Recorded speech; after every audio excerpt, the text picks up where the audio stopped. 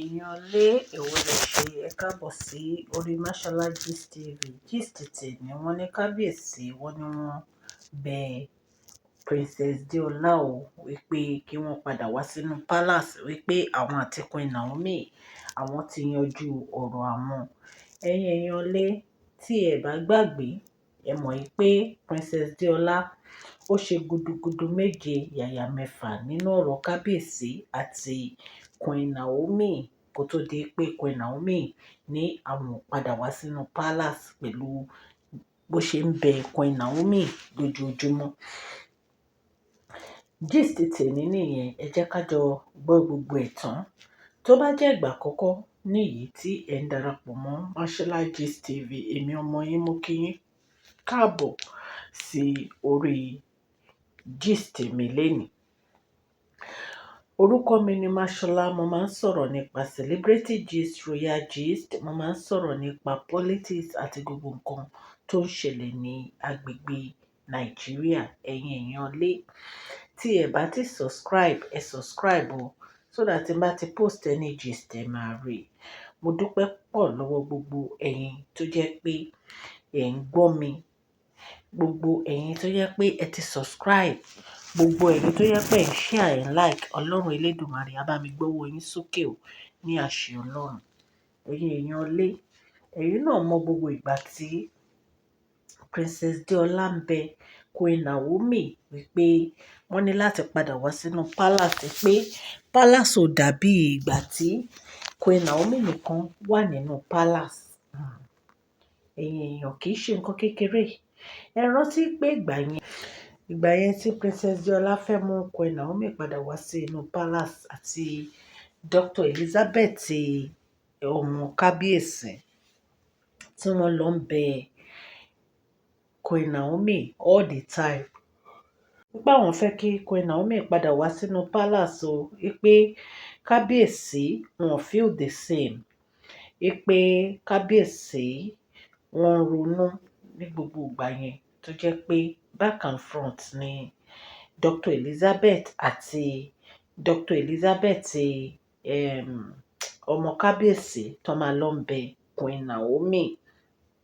Ṣùgbọ́n Queen Naomi sọ fún wọn pé àwọn ò lè padà wá àfi tí àwọn olórí yìí tí gbogbo wọn tó bá kúrò nínú palace. Ṣùgbọ́n bóyá wọ́n rè pé wọ́n ń ṣeré ni, kì í ṣe nǹkan kékeré. Ìgbà yẹn ni ọmọ kábíyèsí fẹ́ ṣe introduction tó jẹ́ pé wọ́n ní pé àwọn fẹ́ fi Queen Naomi ṣe mother of the day. Ẹ rántí ìgbà yẹn mother of the day náà ni, tó jẹ́ pé ìgbà tí Queen Naomi wá padà wá sínú palace ni wọ́n wá go ahead ló wá lọ sí Canada. Àti ìgbà yẹn wọ́n ní àwọn àti kábíyèsí wọn ò wà in the right mood, pé inú wọn ò dùn sí kábíyèsí ṣá, ẹ jẹ́ ká sọ bẹ́ẹ̀. So wọ́n ní kábíyèsí wá ń bẹ̀ wọ́n pé kán jọ, pé kí wọ́n má bínú, pé kí wọ́n padà wá sínú palace, pé kí wọ́n fi orí jì àwọn. Kì í dẹ́ ń ṣe pé bóyá Princess Adeola ò fẹ́ wá, bọ̀ nítorí àwọn olórí tí kábíyèsí kó jọ, àwọn ìyá tí wọ́n kó jọ sínú palace yìí, ìtorí ẹ̀ ni kábíyèsí fi ní àwọn ò ní wọ́n fi ní pé kí Princess Adeola má bínú. Torí ẹ̀ ni Princess Adeola ò fi wá sí inú palace kábíyèsí. So kábíyèsí bẹ Princess Adeola wípé gbogbo nǹkan tó ti ṣẹlẹ̀ àwọn ti learn from the mistake, pé ọmọ àwọn fẹ́ kí ìgbésí ayé àwọn dá ni wọ́n fi ń bínú sáwọn, wípé Queen Naomi dẹ̀ ní àwọn ti padà, wípé so kí Princess Adeola kán padà wá sí inú palace kán jọ, wípé àwọn realize pé kò sí ẹni tó dàbí family láyé. Ṣé ẹ mọ̀ ọ̀rọ̀ yìí ó lágbára díẹ̀, ṣùgbọ́n nǹkan tí mo kàn fẹ́ kí ẹ̀yin ará ilé mọ̀ ni pé Princess Adeola àti Queen Naomi wọ́n close gan. Wọ́n dẹ̀ ti accept Queen Naomi as a stepmom kó tó di pé kábíyèsí bẹ̀rẹ̀ sí fẹ́ gbogbo àwọn olórí yìí. Kò sí ẹni tó ń fi ojú jọ nínú palace yẹn, torí ẹ̀ ni wọ́n fi ta kété síta, nítorí pé wọ́n mọ̀ wípé bí ògùn ni gbogbo àwọn àǹtí wa àti ń ṣe nínú palace. Mi ò dẹ̀ lè advise Princess Adeola kan wá lọ tẹ́rí wọn sírú ẹ̀. ẹ̀yin náà ẹ wo recently lárí tí èèyàn kan sọ oògùn sínú yàrá kábíyèsí.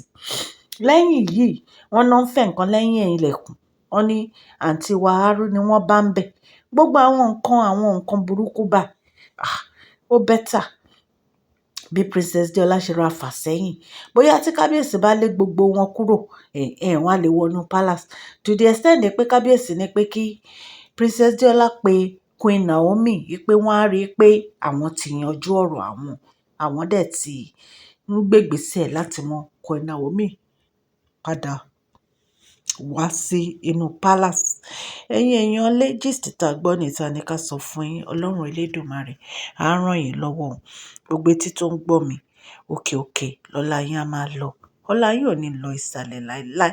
Èmi ọmọ yín Máṣọlá, mo appreciate yín o. Mo appreciate yín gan from the bottom of my heart. I say thank you to you all. God bless you and happy weekend.